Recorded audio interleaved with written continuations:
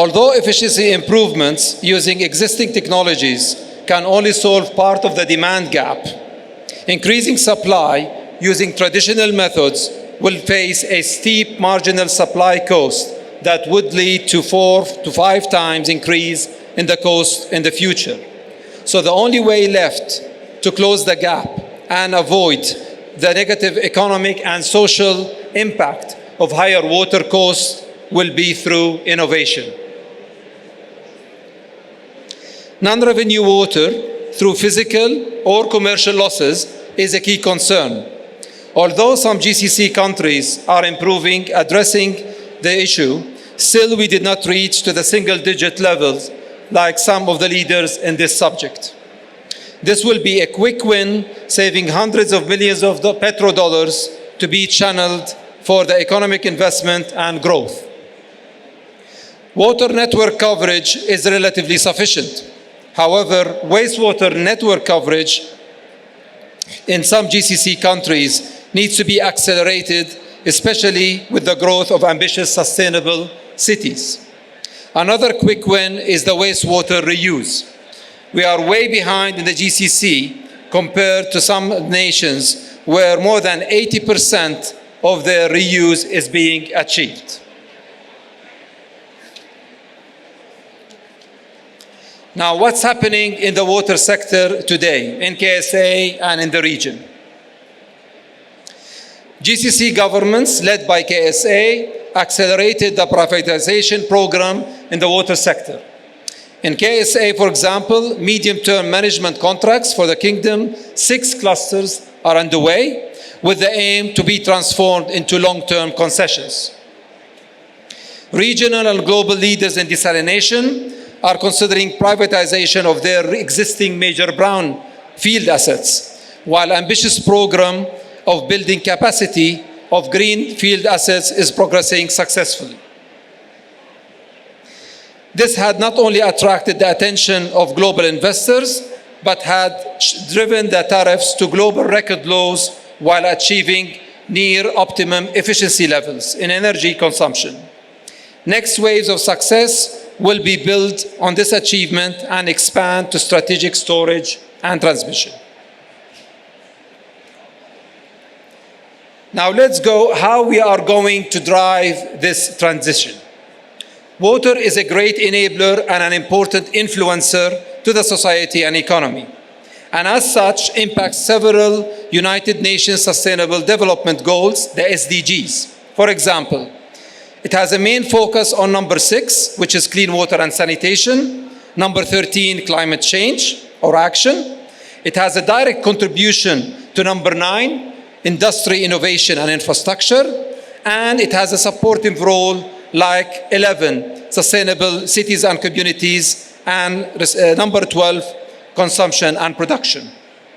Now let us explore the drive to transition and innovation in the water sector through 3 main connected streams. I call them the 3 Ds. The first D is decarbonization. There is a clear urgency for the GCC countries to reduce their greenhouse gas emissions, especially from their heavy industries like the conventional power and desalination plants. It requires clear strategies, willingness to invest in technologies, and address interdependencies across industries. Asset creation needs to be explored through build nothing and challenging the way and the need for a new asset, to build less by achieving more of what we have, to build smart and efficient by exploring new ways and technologies through innovation. It starts with the understanding of the vision of the country, city, and the client, sufficient stakeholder engagement, and the adoption of a phased approach with clear priorities. To address this, we have developed Decarbonomics, a data-driven solution to decarbonize the built environment in a cost-effective way and accelerate the global and Middle East region journey to net zero.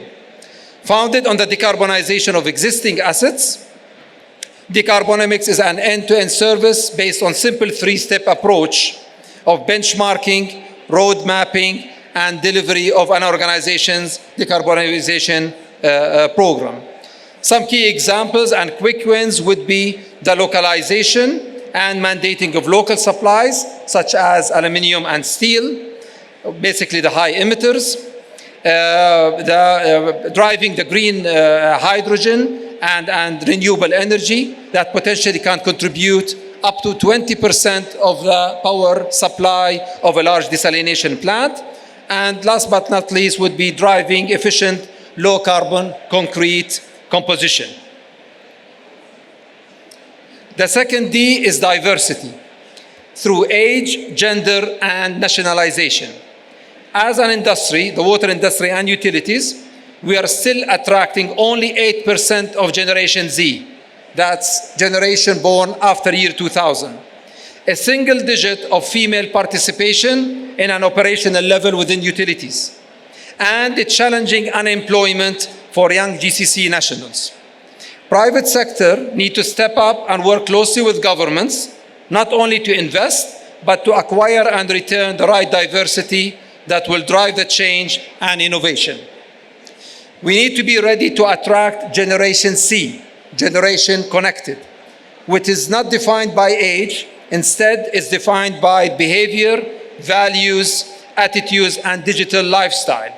Generation C is always connected, computerized, and clicking, with currently time spent on a digital persona more than the physical persona, and there is no sign of this slowing down.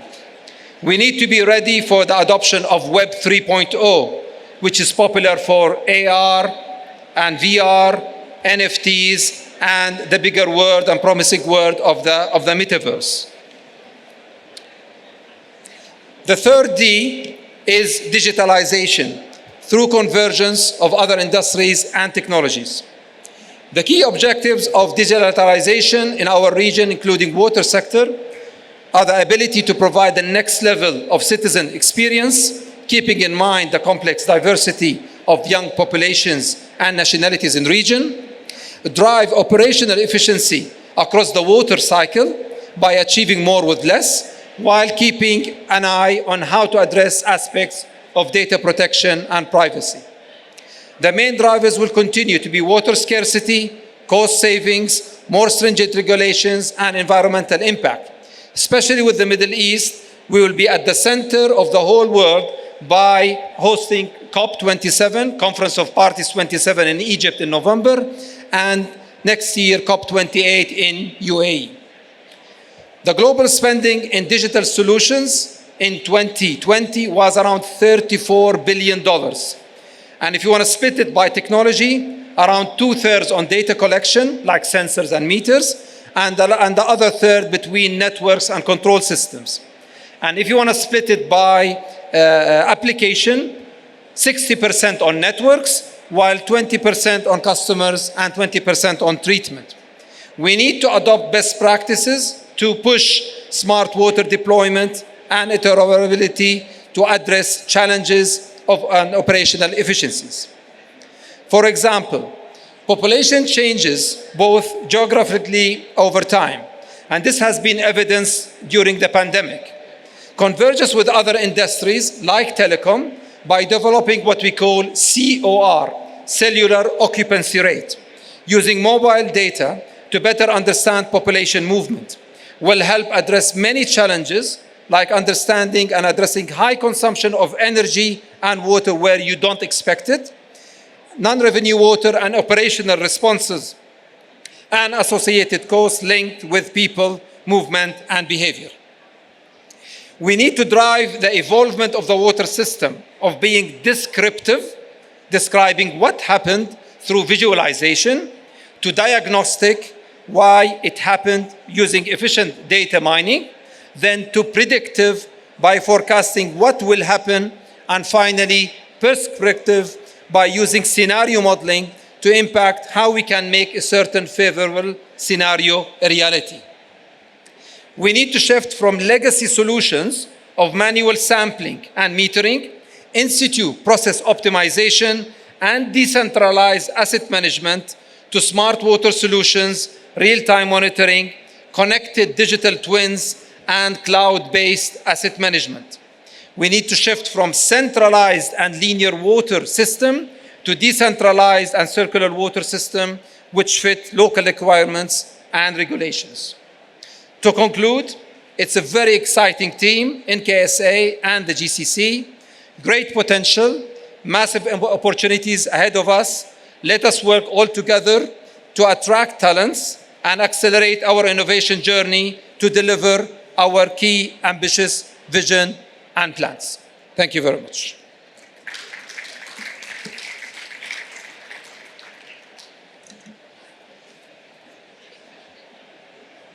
We have time?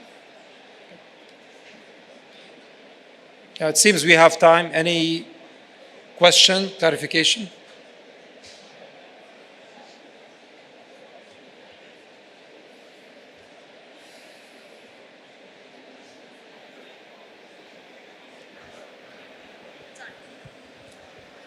Hi, good afternoon. My name is Ericsson Days from Granule Disc, Swedish company. I just want to ask regarding, do you see Saudi in the future creating a legislation to regulate the use of water? Because obviously Saudi being a desert with minimal water resources. So do you see this happening in the near future? What are your thoughts about it? Thank you. Okay, thank you for the question. As I mentioned at the beginning of my speech, there are two major quick wins for Saudi Arabia and the rest of the GCC. The first one is non-revenue water. Just to give you a bit of a feeling, Saudi Arabia spends around close to $5 billion a year on water, and there is a good percentage of that is lost through leakage and other losses. So this is a quick win. If you focus on that, that would be the first great achievement. The second one is the reuse. Most of the GCC countries, they are not picking up the reuse as required. And there are so many applications, such as industries, district cooling, that you can use away from being to be reused for potable or drinkable reasons. So these two quick wins is a must to me to advance the sector and to address your question.